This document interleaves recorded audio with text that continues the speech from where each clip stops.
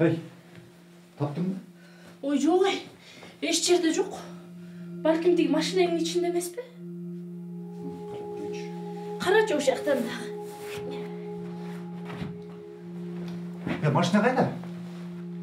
Билбейм. А балдарчы? Ой, алар да көрүнбөйт. Жүргөндүр эшикте ойноп. Жаман сонун ойнадыңдар. Башына кирме. Қайда жүресің? Жөн эле достор менен жүргөнбүз эшикте. Кел ачкычты.